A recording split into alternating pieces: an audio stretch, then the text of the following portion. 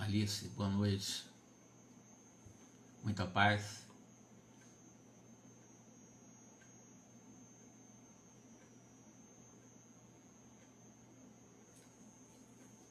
Que Jesus nos abençoe. Que Jesus nos inspire, nos dando a capacidade de fazer a boa reflexão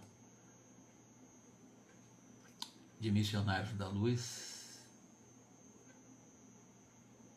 Que você, Alice, tenha também um excelente 2022, com muita perspectiva de progresso e de enfrentamento, é claro, dos desafios que são naturais para o nosso crescimento, mas com vitórias em cada obstáculo que se apresente em nosso caminho, mantendo-nos firmes com Deus, Ele nos dando a suplementação da força que pode nos faltar em algum momento, e continuarmos caminhando, porque nós necessitamos dos desafios, nós necessitamos para até sairmos das ilusões da vida material e investirmos um pouco mais em nossa realidade espiritual. Penha, boa noite. Então tá, vamos lá. Nós estamos fazendo aqui uma reflexão sobre a psicofonia propriamente dita. Este capítulo do livro Missionários da Luz nos leva a várias reflexões de como ocorre o fenômeno da psicofonia, mais ou menos em termos gerais. Otávia é uma médium de um grupo do qual é dirigido pelo Alexandre. Recentemente desencarnou um dos membros do grupo, chamado Dionísio. Os familiares queriam ter contato com ele. E o Alexandre, quando recebeu a solicitação de uma possibilidade de contato do Dionísio com seus familiares, através de Euclides, foi quem solicitou, o Alexandre ponderou sobre a inoportunidade, quer dizer, não seria conveniente a comunicação de um recém-desencarnado, ainda que pertencesse ao grupo, dando algum tipo de mensagem para os seus familiares. E na insistência do Euclides, que é um espírito bom também, mas ele insistiu, o Alexandre cedeu. E quando Alexandre cedeu, ele se envolveu também para que isso pudesse ocorrer de uma forma natural. Embora o Alexandre disse que seria, naquele momento, inadequada a comunicação do espírito Dionísio no grupo, até porque o grupo não estava tão preparado assim. Pois bem, a médium mais preparada para a possibilidade dessa tarefa seria a Otávia. Na última reunião nós falamos exatamente quem era Otávia, inclusive com um casamento sacrificial, um casamento cujo esposo é violento, é um ser humano truculento, bate nela, inclusive porque ela chegou a receber agressão física, contado aqui por André Luiz, e não é uma vida simples para a Otávia como médium. Pois bem, e na semana passada, na última reunião, nós falamos um pouco desse ambiente de Otávia, que ela ia se preparar para que neste dia ela pudesse fisicamente estar bem para a psicofonia do Dionísio, que é o recém-desencarnado, e com a assistência do Euclides, que solicitou ao Alexandre essa possibilidade. Então, nós, dando continuidade onde nós paramos, Otávia, naquele dia, terminara a tarefa de aprontar o jantar humilde e, antes que o esposo voltasse ao lar, dirigiu-se ao seu quarto íntimo, um problema na minha garganta, em que costumava fazer suas preces preparatórias antes de ir para um grupo. Euclides, aquele espírito que solicitou Alexandre para Dionísio se comunicar, acomodou o Dionísio ao lado dela para que houvesse já esse processo de simbiose, aproximação por sintonia do desencarnado com o médium, antes do trabalho, 1, 2, 3, às vezes 4 horas, 5 horas antes. Então o Euclides acomodou o recém-desencarnado Dionísio ao lado de Otávia, enquanto Otávia se concentrava em oração. Euclides aplicava ali passes magnéticos, fortalecendo os nervos das vísceras e ministrando vigorosas cotas de força, não somente às fibras nervosas, mas também as chamadas células gliais. Deixa eu só um minutinho aqui.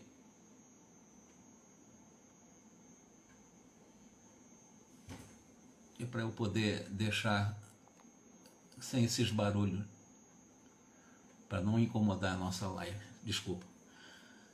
Então, o que aconteceu?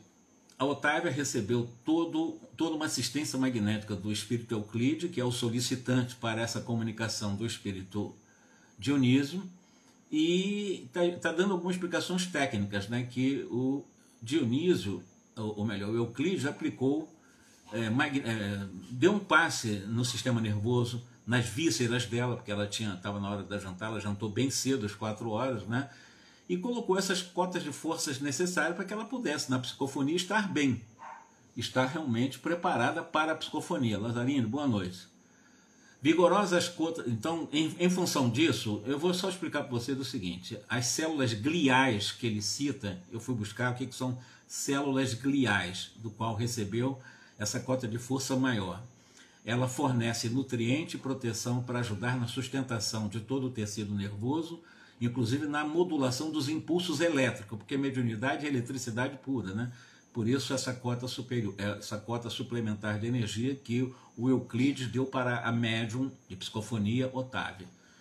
Otávia, orando lá, pedia a Jesus bastante energia para o cumprimento de sua tarefa à noite, que seria intermediar a comunicação do Dionísio, recém-desencarnado, para os seus familiares do grupo.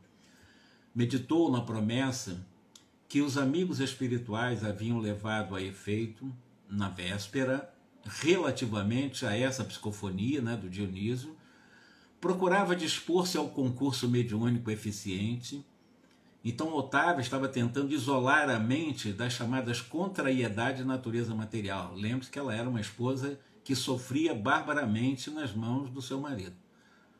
Aos poucos, sob a influenciação de Euclides, o espírito solicitante, né, formou-se um laço fluídico que ligou a médium Otávia a Dionísio.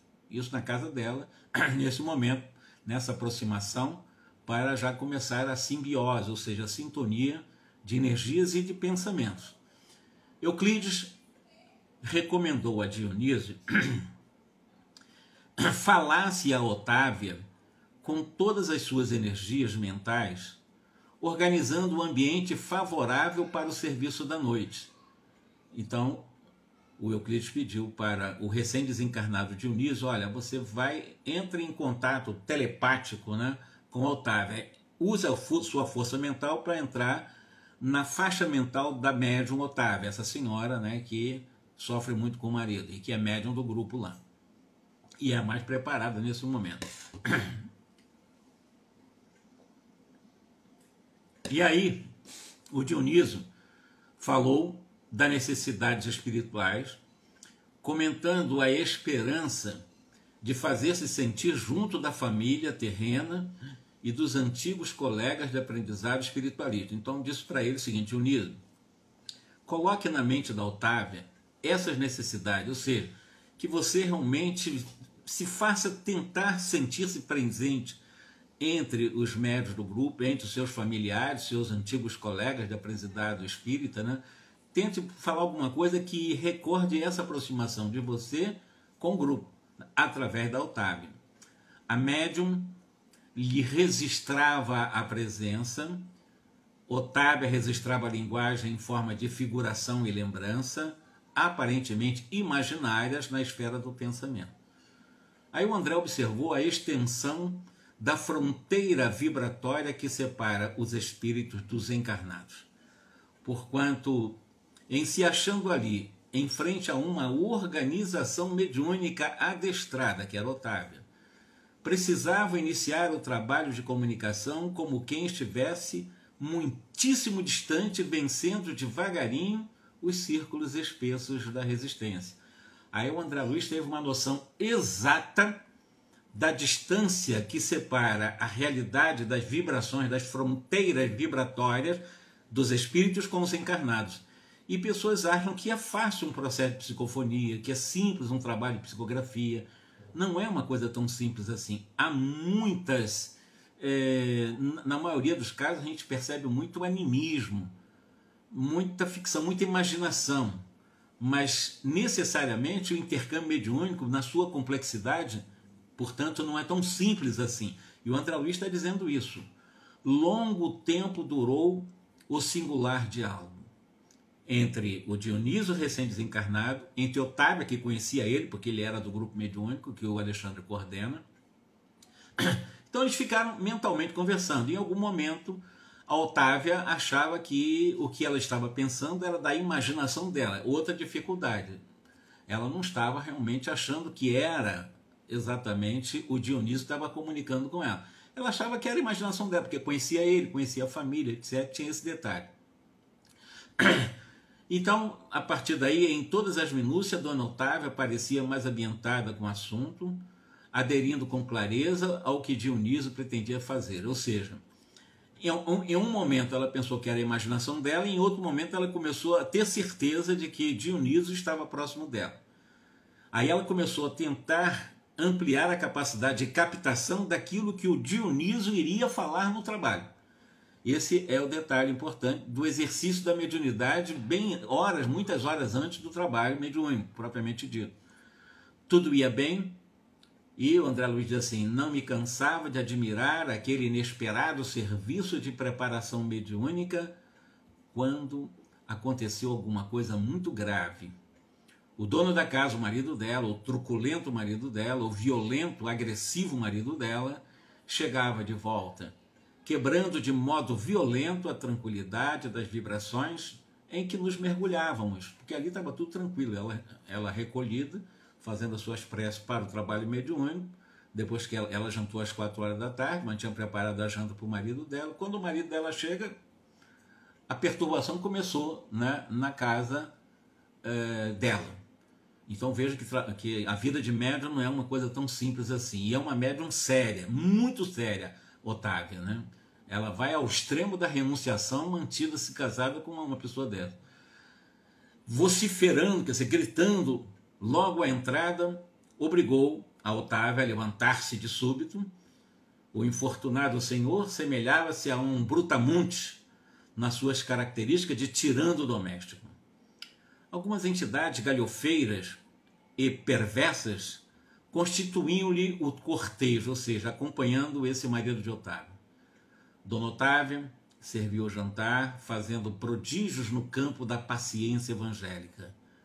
Finda a refeição muito simples, a que compareceu o esposo junto de 2 filhos maiores, a nobre senhora Otávia falou ao marido em particular: Leonardo, é o marido, como você sabe, irei hoje à reunião, saindo antes das 8 daqui de casa. Aí ele diz: quê? Diz ele aqui, né? Exclamou o interlocutor encharcado de vinho, a cofiar os bigodes grisalhos. A senhora hoje não pode sair, nada de sessões, hoje não. Aí já deu uma bronca, não, hoje você não vai. E olha que ela está programada para intermediar pela psicofonia uma comunicação possível do Dionísio, como recém-desencarnado, aos seus familiares que fazem parte também do grupo, né? Que também participa daquele grupo. O Dionísio também participava do grupo. Impressionado com aquela atitude intempestiva, diz André Luiz, perguntei a Euclides, que é o que solicitou a Alexandre essa possibilidade desse intercâmbio. E agora? André, e agora? Como é que nós vamos fazer? Já que o marido não está querendo que ela vá.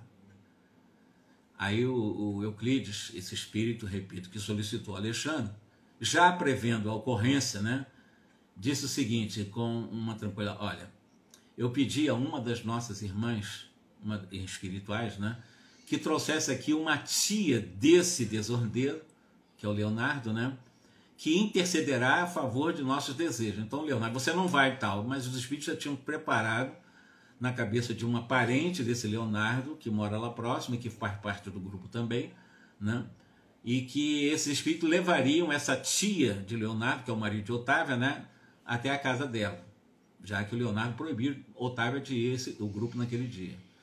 Tratava-se de pessoa que se redenará sem esforço. Ou seja, é uma pessoa que tem autoridade sobre o Leonardo. Com efeito, enquanto Dona Otávia enxugava o pranto em silêncio, recompondo a mesa de refeições, ouviram-se palmas à porta.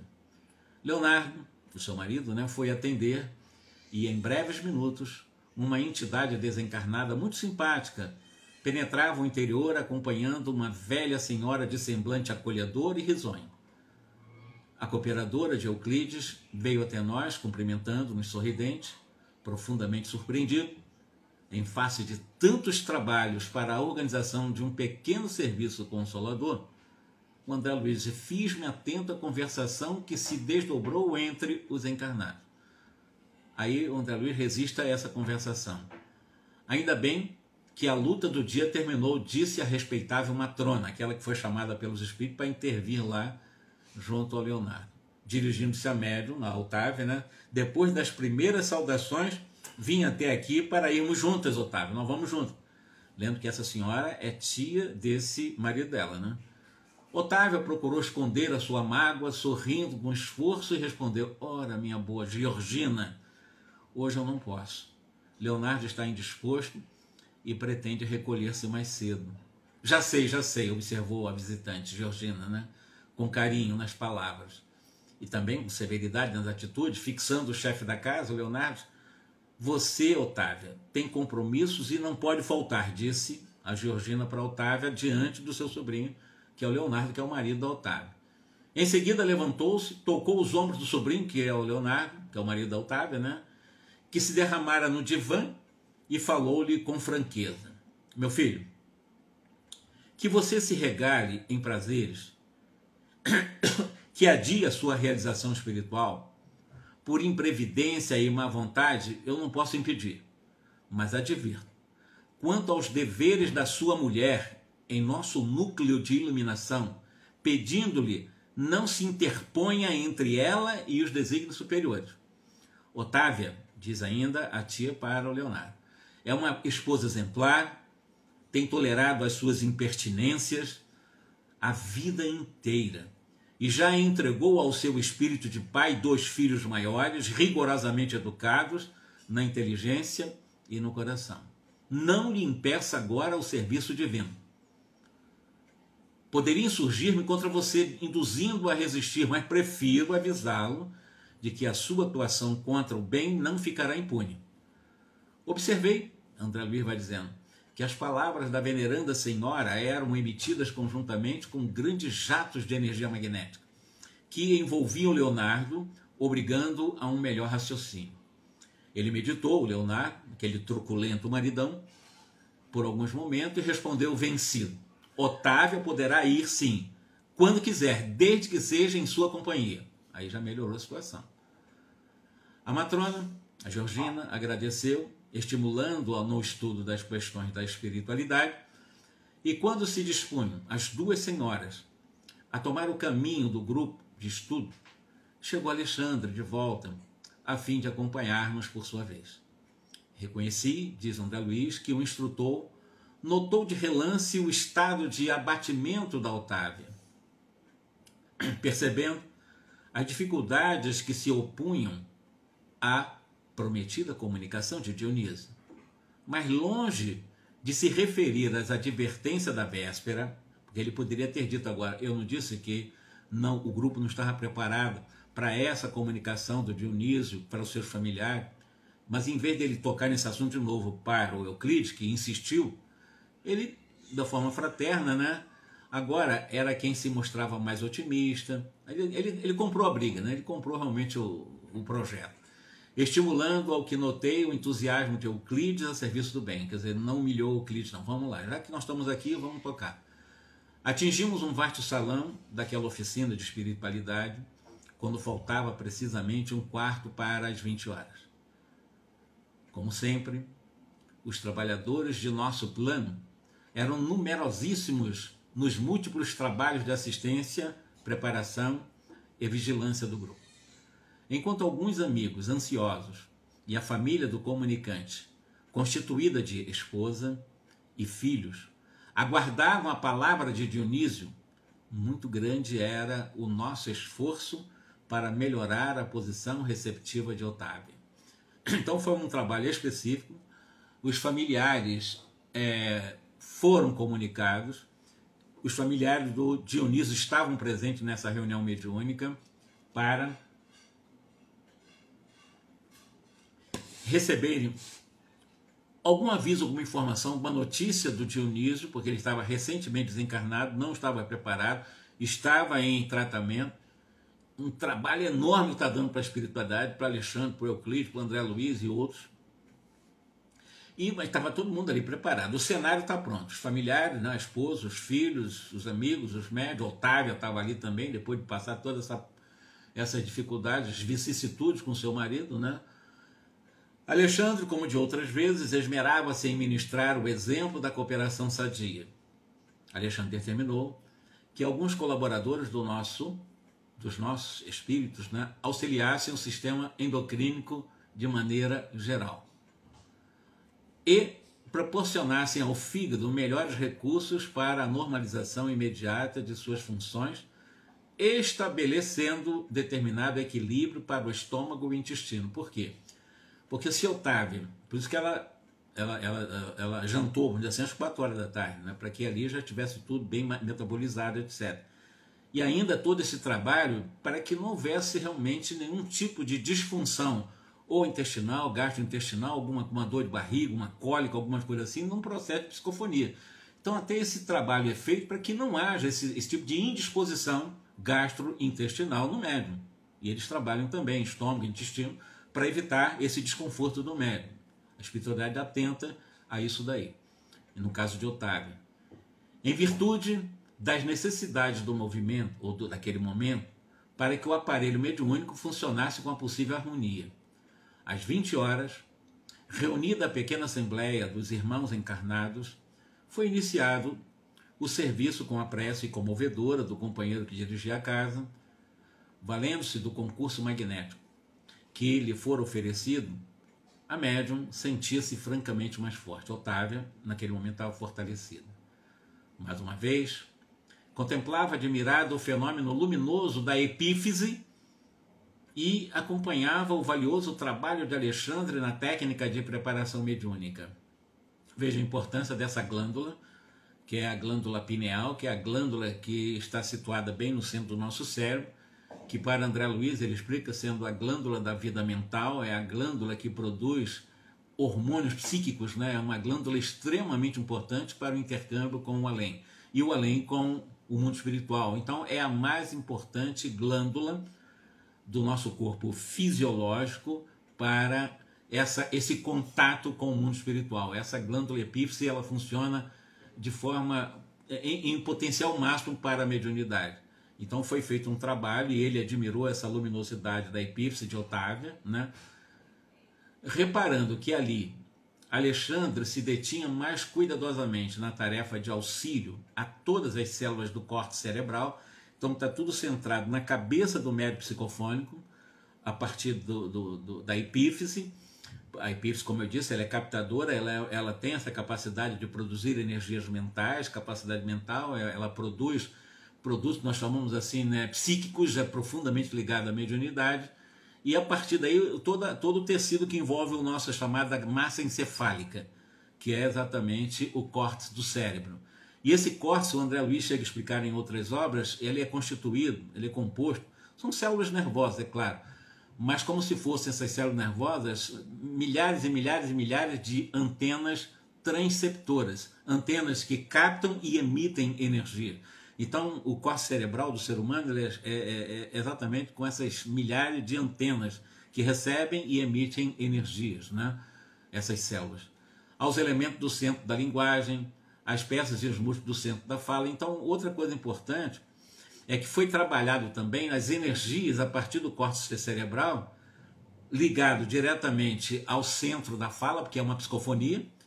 Então, eu estou tentando falar aqui, eu estou sentindo um problema na minha garganta, que eu usei porque aqui tem mosquito demais em Brasília, e o veneno não me fez bem, me perdoe, usei um veneno fazendo propaganda aqui, acabou machucando a minha garganta aqui. Então veja como é que eu estou usando a voz, eu não estou com psicofonia, estou usando a voz normal. Imagina uma psicofonia, um preparo. Então trabalha as células tanto da epífise para a captação daquilo que vem do além, né, das energias extrafísicas, como as células do córtex cerebral, esse tecido que envolve o cérebro todo, mais especificamente uma psicofonia, né, os elementos do centro da linguagem ou da fala, né, e as peças, eles chamam de as peças e músculos do centro da fala.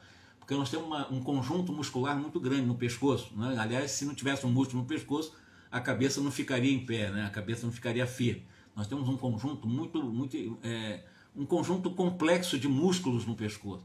Então, tanto os elementos musculares, na questão da linguagem, os músculos do centro da fala, estão sendo trabalhados para a psicofonia. Terminada a oração e levado a efeito o equilíbrio vibratório ambiente, Otávia foi afastada do veículo físico. Então, Otávia, perispiritualmente, ela, como nós à noite também no sono, nós também semi-libertamos do corpo, nós saímos do corpo durante a noite, durante o sono. Na psicofonia, da mesma forma, ela se afasta um pouco do veículo físico, parcialmente, aproximando-se o Dionísio, que é o espírito comunicante, né?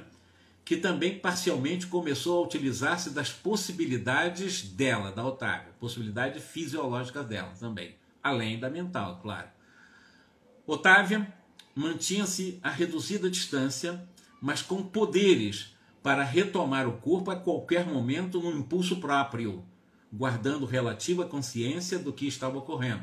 Ou seja, não abandona o corpo para entregar para o Dionísio. Não existe, a não ser que seja trabalho desequilibrado, que a pessoa se entrega totalmente, perde o equilíbrio e o autodomínio e vira bagunça um trabalho desse. Porque o trabalho mediúnico é extremamente sério. E é perigoso também se não houver realmente um trabalho de estudo, de conscientização, de esclarecimento, porque também tem risco, é claro que tem risco. Não é por isso que ela, Otávia, experimentada, ela estava ali afastada do corpo, mas vigilante. Qualquer coisa que viesse a acontecer, que o Dionísio pudesse entrar em convulsão, então ela assumiria o corpo e assumiria a situação. Isso é um médio equilibrado. Isso é um médio desequilibrado não, ia se deixar levar mesmo, ia virar bagunça e depois dá trabalho, depois para voltar esse médio à normalidade. Enquanto que Dionísio conseguia falar de si mesmo, mobilizando, no entanto, potências que lhe não pertenciam e que deveria usar cuidadosamente sob o controle direto da proprietária legítima, ou seja, o Dionísio é o recém-desencarnado, ele poderia utilizar exatamente as potências da Otávia, né? Mas sabendo que Otávia está atenta ali. E com a vigilância afetuosa de amigos e benfeitores, que lhe fiscalizavam a expressão com um olhar de modo a mantê-lo em boa posição de equilíbrio emotivo, porque se o Dionísio, diante dos parentes, entrar em desequilíbrio, vira bagunça a psicofonia e vai ser um péssimo trabalho mediúnico. Aí o André Luiz diz, reconheci que o processo de incorporação comum era mais ou menos idêntico ao de enxertia de árvore frutífera. A planta estranha revela suas características e oferece os seus frutos particulares, mas a árvore enxertada não perde a sua personalidade e prossegue operando em sua vitalidade própria. Isso quando há enxertia, a gente conhece isso. Além também, ali naquele momento, Dionísio era um elemento que aderia às faculdades de Otávia, utilizando as suas produções, ou utilizando na produção de valores espirituais que lhes eram característicos, mas naturalmente subordinado a médium, sem cujo crescimento mental, fortaleza e receptividade não poderia o comunicante revelar os caracteres de si mesmo perante os assistentes. Detalhe importantíssimo. A autenticidade da psicofonia vai depender exatamente desse crescimento mental, fortalecimento mental, adestramento mental, fortaleza moral, receptividade em termos de recepção, a epífise dela está bem receptiva às energias do Dionísio, né? Para que o espírito realmente pudesse utilizar melhor a ferramenta mediúnica, que é, no caso, o corpo da Otávia. Os instrumentos da Otávia, né? A fonação, que é uma psicofonia, é a voz da Otávia que ele vai utilizar. Por isso mesmo, logicamente, não era possível isolar por completo a influência de Otávio vigilante, ou seja, a mediunidade é totalmente inconsciente, não, é um médium inconsciente, isso é muito relativo. Mesmo as chamadas mediunidades chamadas inconscientes, aquela em que há realmente um bloqueio consciencial do médium chamado psicofônico, né? Ele é responsável pela comunicação. Mesmo que ele não tenha lembrança de nada que aconteceu, ele é responsável pelo que vai acontecer através do corpo dele. Porque ele é o responsável por aquele corpo. Porque tem, eu não me lembro de nada. Aí a pessoa não tem, eu uso incúbita, tem. A responsabilidade é do médium. Sempre. Em qualquer gradação da mediunidade, fique bem claro aqui. Tudo que eu estudei em quase 50 anos de espiritismo. Em tudo que acontece através, ou numa psicofonia, ou numa psicografia, qualquer característica de mediunidade, o médium sempre será responsabilizado pelo produto ou pelo resultado que por ele passou. Numa psicofonia, se desse confusão ali, a responsabilidade do altar. Olha a responsabilidade do médium. Agora, um médium que não estuda, um médium que acha que é só ir no grupo mediúnico, vou lá e tal, recebe nada, na verdade é mais animismo que outra coisa, ou então só espíritos muito ligados às suas viciações, que estão ali se comunicando sem produzir nada e mantendo ainda os vínculos de vampirismo. Sai dali, vampirizar, não está crescendo, leva uma encarnação sem crescer. É muito importante o médium estudar o que é, estudar Allan Kardec, o livro dos médios, estudar André Luiz, estudar porque isso é, como eu disse, pensar que é uma coisa simples, não é uma coisa assim. As casas espíritas não vão trabalhar mediúnico, todo mundo quer trabalhar mediunicamente, então pensar 1000 vezes. Eu tenho que ter um bom preparo, não é virar santo, mas tem que ter um bom preparo no campo da mente, do pensamento diário, do comportamento, do que nós falamos, porque é uma responsabilidade muito grande e todo médium será responsável por aquilo que por ele passar. Mesmo que seja um médium, repito, são raros os médios totalmente inconscientes, chamado inconsciente, que também não existe, essa inconsciência absoluta não existe. Mas que seja realmente um médium mecânico, chamado aquele que lembra muito pouco ou quase nada do que aconteceu, mas ele continua sendo responsável daquilo que aconteceu. A casa física era o seu templo, diz aqui, de Otávio, né? Que urgia defender contra qualquer expressão desequilibrante e nenhum de nós, os desencarnados presentes, tinha o direito de exigir-lhe maior afastamento, porquanto lhe competia guardar as suas potências fisiológicas e preservá-las contra o mal, perto de nós outros ou à distância de nossa assistência afetiva. Ou seja, nós estamos dando um apoio e nós não poderíamos sequer pedir, Otávio, pode distante que nós tomamos conta aqui. Não, você é responsável, você tem que tomar conta das potências fisiológicas do seu corpo, porque você é responsável por ele. Você vai permitir uma psicofonia, mas tudo que acontecer a partir daqui, você é responsável. Se o espírito cismar de falar palavrão e você não vigiar e falar palavrão, a responsabilidade é sua. Porque tem médico que fica falando palavrão, palavras pesadas, xingando o outro, falando o outro, e maltratando, às vezes, até médios da própria mesa. A gente já viu isso em grupo mediúnico, médio psicofônico, distratando, falando mal, falando besteira, falando quase palavrão. Pelo amor de Deus, responsável é esse médium. Esse médium tem que ser chamado a atenção, esse médium tem que se equilibrar, embora ele vai dizer, não, que eu não tenho controle. Tem que ter controle, senão não está no lugar certo, faz outra coisa. Vai trabalhar com assistência social, com criança, vai fazer, mas não vai mexer com mediunidade. Porque ele necessariamente precisa ter o controle da situação. Ele precisa ter esse controle da situação. Ele precisa preservar as potências fisiológicas e também psíquicas dele. Todo médium, qualquer médium. A nossa atmosfera de harmonia, porém, não conseguia sossegar a perturbadora expectativa dos companheiros encarnados. Então veja bem, ele está dizendo que havia uma harmonia muito boa no mundo espiritual, né? Mas entre os encarnados não havia tanto equilíbrio assim. Entre nós prevaleciam o controle, a disciplina, o autodomínio, tudo bem. Mas entre os encarnados sopravam o desequilíbrio, a inquietação, que é muito comum nos grupos mediúnicos, os médicos estão tudo perturbados. Então, em vez de concentrar, estão pensando em 1000 coisas, só coisa que não tem nada a ver com o grupo, quase que é sempre assim durante uma trajetória inteira que pessoas trabalham em grupo mediúnico, não tem esse controle. Poucos têm, porque a maioria se deixa levar. Por isso que acaba um trabalho mediúnico não resolvendo as questões pessoais, familiares e sociais da pessoa. Se você trabalha com responsabilidade... Otávio é uma médium super equilibrada, é uma médium que tem um controle sobre isso, tem um casamento difícil, vive uma vida sem nenhum tipo de regalias, não reencarnou para viver turismo na Terra, chega inclusive a ser agredida pelo marido, não tem facilidade.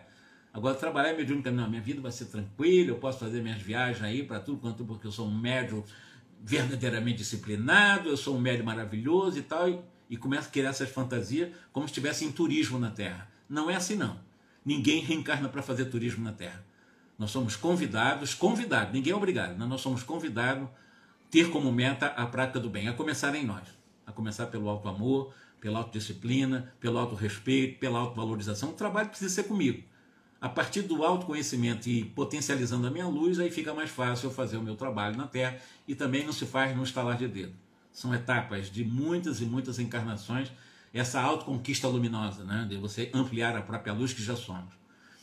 Exigia um Dionísio, que é o espírito recém-desencarnado, homem pela boca de Otávia, mas nosso plano lhe expunha um Dionísio espírito pela expressão da médium.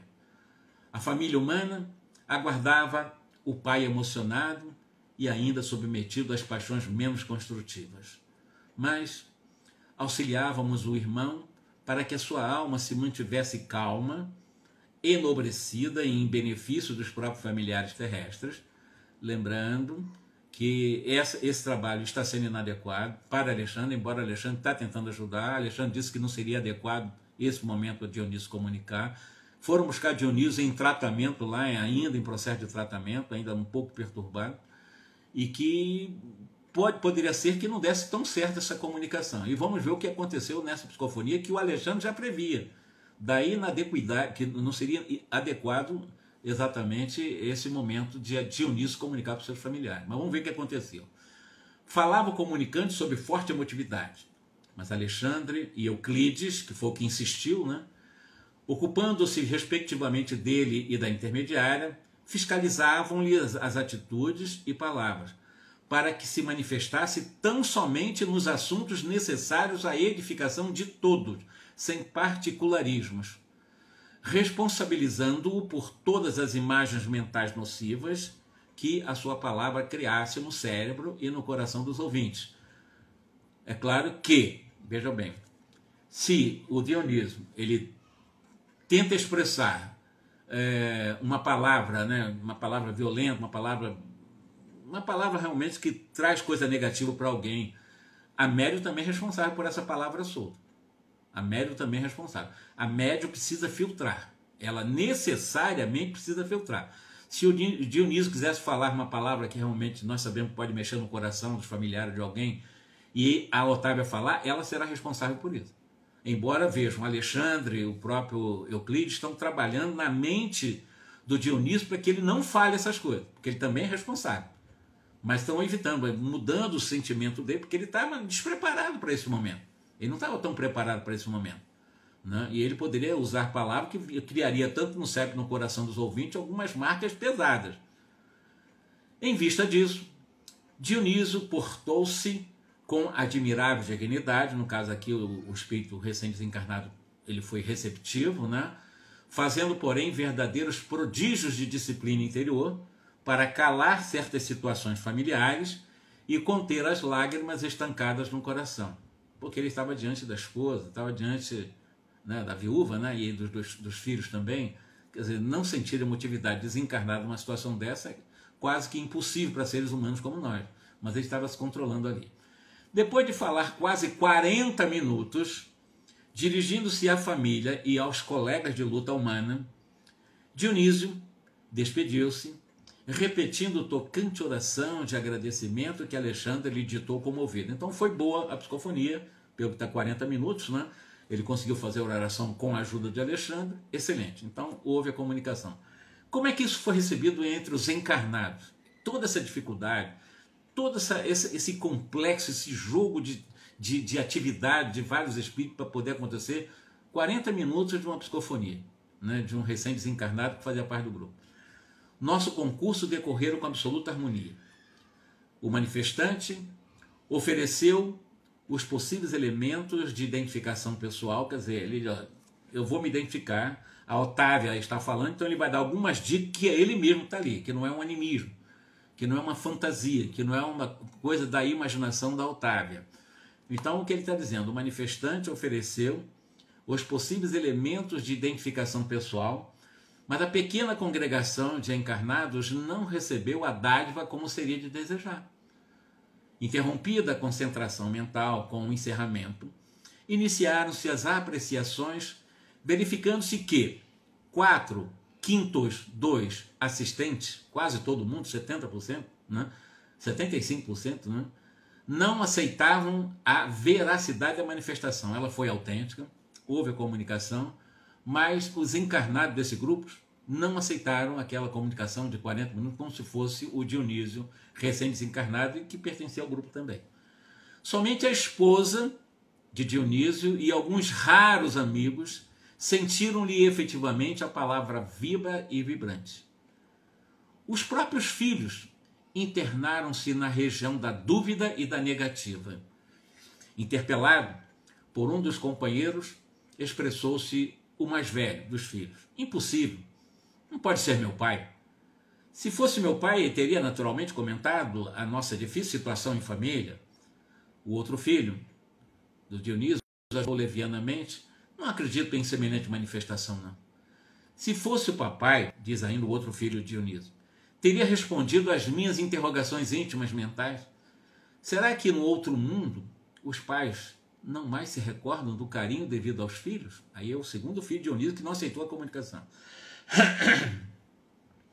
No grupo em palestra, formado num dos recantos da sala, começou a insinuação maledicente, a fofoca começou. Apenas a viúva e mais 3 irmãos de ideal se mantinham juntos da médium, incentivando-lhe o espírito de serviço através de palavras, através de pensamentos, de compreensão, de alegria. Um agrupamento onde os filhos externavam ingratas impressões, um amigo tocado de cientificismo afirmava solene: não podemos aceitar a pretensa incorporação de Dionísio. Quer dizer, ainda humilhando mais uma médium que sofre com o marido, uma médium que está ali, se colocou, horas antes entrou em contato com Dionísio, uma dificuldade, uma complexidade enorme, ela responsável por tudo que aconteceu e ainda tem que estar recebendo desse chamado. A do Espiritismo hoje está cheio de cientificistas, está cheio de doutores de Allan Kardec, não é uma jocosidade minha não, que eu encontro fora de Kardec na salvação, tem aquele negócio. Então você fala André Luiz, não aceita André Luiz.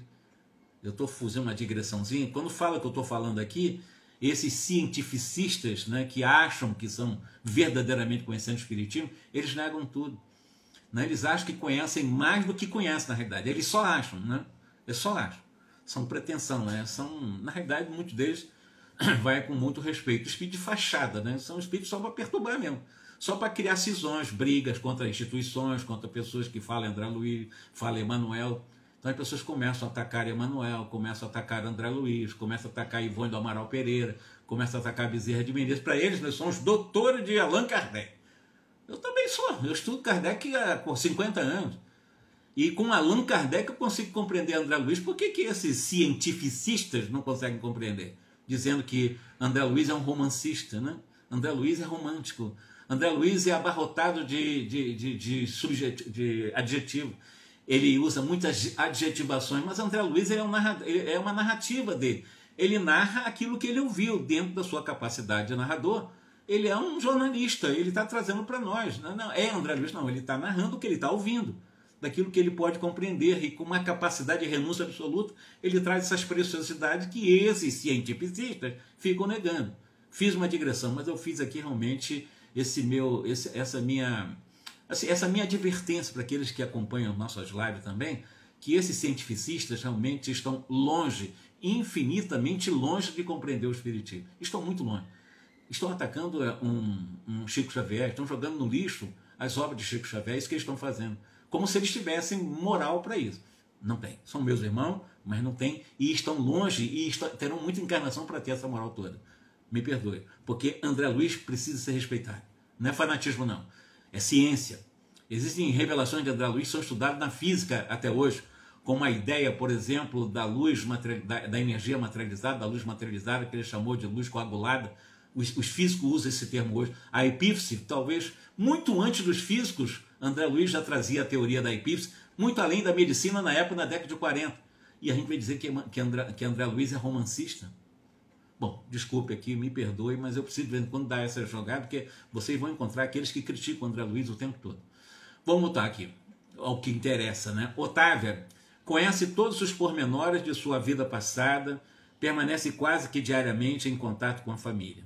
E o espírito comunicante não revelou particularidades alguma pela qual pudesse ser identificado. Então esse cientificista diz assim, Otávia conhecia o Dionísio, Otávia conhecia a família de Dionísio. E esse comunicante, esse tal Dionísio, para esse cientificista, né, não deu particularidade alguma do qual pudesse ser identificado. É cheio de verdade dentro de si, né? Os cientificistas são cheios de verdade. Não foi Dionísio coisa nenhuma, né? Cheio de suas verdadezinhas. E depois de lançar a cinza do cigarro em pequenino vaso próximo, ainda fuma, né? Ele se sente, ainda tem descalabro e está fumando, né? Pelo menos numa instituição, né? Acrescentava Mordaz: o problema da mediunidade é questão muito grave na doutrina. Ele dizendo, né? O animismo é uma erva daninha em toda parte, cheio de ciência, cheio de sabedoria, ele acha, né? Nosso intercâmbio com o plano invisível está repleto de lamentáveis enganos. Um dos rapazes presente arregalou os olhos e perguntou de súbito: considera, porém, o senhor que Dona Otávia seria capaz de enganar-nos? Aí o rapazinho já, peraí, a Dona Otávia, tu acha que ele vai nos enganar? Ela não é mentirosa, é uma pessoa honesta, é íntegra, absolutamente moralmente íntegra. Aí os cientificistas, os conhecedores atuais também do espiritismo, não conscientemente. Aí ele ainda dá um sorriso assim de superior, né? Entretanto, inconscientemente, sim. Quer dizer, ainda diz que está com razão. Não, ela não é a intenção dela, mas ela enganou sim. É do inconsciente dela. A maioria dos médiuns é vítima dos próprios desvairamentos emotivos, segundo esses cientificistas. As personalidades comunicantes, em sentido comum, representam criações mentais dos sensitivos. Tem estudado pacientemente o assunto para não cair, como acontece a muita gente, em conclusões fantásticas, a vários cientificistas, com cigarrinho na mão. Há que fugir do ridículo, meus amigos. Aí ele está criticando, né? Otávio, criticando tudo lá, com cigarrinho na mão. Eu sou meio jocoso, às vezes, naquilo que eu falo, sabe? Continuando a sorrir, sarcástico, acentuava triunfante. As imersões do subconsciente, ainda o cientificista, né? Nas hipnoses profundas conseguem desnortear os mais valentes indagadores. E como se as palavras difíceis e as referências preciosas representassem a derradeira solução do assunto, prosseguia enfático aquele cientificista. A fim de corrigir os desbordamentos da imaginação no espiritismo, criou-se a metapsíquica para dirigir as nossas pesquisas intelectuais. E não podemos esquecer que o próprio Richer morreu duvidando. Não lhe bastaram dezenas de anos consecutivos no estudo sistemático dos fenômenos. As próprias materializações não lhes asseguraram a certeza da sobrevivência. Portanto, aí vai o cientificista, né? O metapsiquista, né? Isso é verdade. O Charles Richer, ele negou realmente os fenômenos, porque não compreendeu nada também. Esteve diante dos fenômenos, mas com a cabecinha desse tamanhinho para compreender realmente o que é a vida espiritual. O Charles Richer, desse tamanhinho o cérebro dele. Embora consagrado, prêmio Nobel e tal, uma cabecinha desse tamanho para entender isso. E ele esteve diante do fenômeno, quer dizer, muito mais do que nós que não vimos esse fenômeno. E ele negou, Charles Richer negou mesmo. Perdeu tempo, na verdade. Perdeu uma encarnação, no meu modo de pensar. A reduzida assembleia escutava ali a palavra importante como se ouvisse um oráculo infalível. No outro recanto do salão, comentava-se o mesmo assunto discretamente. Não acredito na veracidade da manifestação, afirmava em voz baixa uma senhora relativamente moça, dirigindo-se ao marido e às amigas. Fofoca de novo. Afinal de contas, a comunicação primou pela banalidade. Nada de novo. Para mim, as palavras de Otávia procedem dela mesma. Não senti qualquer sinal concludente com respeito à possível presença do nosso velho amigo Dionísio. Seria muito desinteressante a esfera dos desencarnados se apenas proporcionasse aos que nos precedem as frivolidades que o suposto Dionísio nos trouxe, ainda essa fofoqueira lá. Talvez tenha havido alguma perturbação, disse o esposo da mesma senhora lá, da fofoca. Não nos achamos livres dos mistificadores do plano invisível. O grupo abafava um riso franco, zombando ainda do Otávio. Nunca experimentei tanta decepção como nesses instantes em que examinava o processo de incorporação mediúnica, segundo André Luiz. O André Luiz ficou decepcionado. Isso que ele está dizendo aqui. Nunca experimentei tanta decepção como nesses instantes em que examinava o processo de incorporação mediúnica. O André Luiz estava decepcionado com essas conversaiadas lá depois da mediunidade. Ninguém ali ponderava as dificuldades com que Euclides, o bom cooperador espiritual, fora defrontado para trazer a casa, para trazer a casa o conforto daquela noite. Ninguém ponderava sobre a luta que o acontecimento representava para a própria médium, interessada em servir com amor na causa do bem. Os companheiros encarnados sentiam-se absolutamente credores de tudo. Os benfeitores espirituais, na apreciação dos presentes, não passariam de meros servidores de seus caprichos a voltarem do além-túmulo tão somente para atender-lhes aos gostos e novidades. Com raríssimas exceções, ninguém pensou em consolo, ninguém pensou em edificação, ninguém pensou em aproveitamento da experiência obtida naquele momento. Ao invés do agradecimento, da observação edificante, cultivava-se a desconfiança e a fofoca, maledicência, fofoqueiros. Alexandre percebeu que Euclides acompanhava a cena com justificado desapontamento, agravado pela advertência da véspera. Mas, praticando o seu culto de amor e gentileza, Alexandre recomendou-lhe o afastamento, confiando-lhe aos cuidados a entidade comunicante que deveria regressar sem perda de tempo ao lugar de origem que ela estava em tratamento, o Dionísio. Alexandre acercou-se de mim, compreendeu-me o espanto, o André Luiz estava indignado com aquela fofocaiada depois do trabalho, né? E falou para o André Luiz: André, não se admire não. Os nossos irmãos encarnados eles padecem complicadas limitações. Além disso, como você observa, a maioria tem o cérebro hipertrofiado, desse tamanho, né? E o coração reduzido também. Nossos amigos da crosta comumente criticam em demasia e sentem muito pouco. Estimam a compreensão alheia, todavia, raramente se dispõem a compreender os outros. Mas o trabalho é uma concessão do Senhor. E devemos confiar na providência do Pai, trabalhando sempre para o melhor, André Luiz. Não desanime, não. Você está observando? Foi decepcionante? Sim, mas mantenha-se firme. Em seguida, fez algumas recomendações a alguns amigos que ficariam na tenda de realização espiritual e falou: vamos. Ao nos afastarmos, rente à porta de um cavalheiro, dizia ao diretor de serviço: todos nós temos o direito de duvidar. Não vi a resposta do interlocutor reencarnado, mas Alexandre considerou: quase todas as pessoas terrestres que se valem de nossa cooperação se sentem no direito de duvidar, é claro. É muito raro surgir um companheiro que se sinta com o dever de auxiliar, de colaborar, de ajudar, de contribuir. É mais ou menos o que acontece nos grupos mediúnicos, não estamos fazendo uma crítica, mas esse grupo mediúnico representa bem um padrão de um percentual esmagador de grupo mediúnico do planeta Terra hoje no Brasil. Porque um padrão de espiritismo aos modos do Brasil só existe no Brasil praticamente e de brasileiros fora do Brasil, né, que formam seus grupos fora do Brasil. Estrangeiro não conhece muito bem essa nossa escola, isso é verdade. Mas nós vamos precisar crescer muito. Crescer, mas crescer muito no campo da mediunidade, no estudo, nas reflexões, na humildade, né? Na misericórdia. Eu vejo um trabalho de uma Otávia, que aqui isso é um nome fictício, não importa quem é, mas o sofrimento de Otávia, né? Como esse espírito sofre, sabendo que vai trabalhar, depois que sai de um trabalho desse, Otávio vai voltar para o lar, para aquele Brutamontes, né? Para o Leonardo, vai voltar para ele lá, e ele realmente é um desafio. Além dos fofoqueiros do grupo, ainda os cientificistas, né, os doutores em Allan Kardec, né, os chamados kardeciólogos de plantão, que está cheio no Brasil hoje também, são os kardeciólogos de plantão. Né? Pô, Jorge, você... Mas ele usa esse termo aqui também, né, fofoqueiros. Ficam jogando uma instituição contra a outra, um grupo contra o outro, pessoas contra o outro. Não, eu conheço o espiritismo mais do que você. Eu estou com a verdade.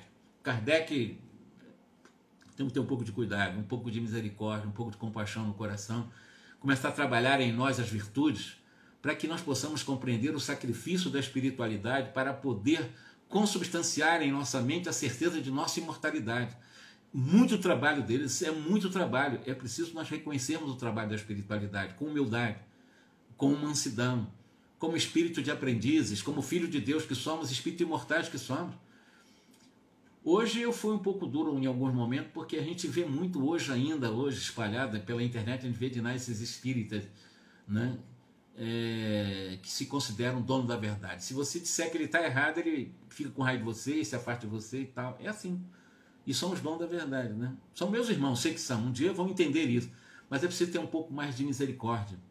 Entender, se estiver diante de um erro, o que você pode fazer para ajudar para que esse erro seja melhorado, e não a crítica. Eu estou fazendo uma crítica, estou fazendo uma observação, mas eu estou fazendo dentro da leitura que eu estou fazendo. A leitura me permite fazer essa observação.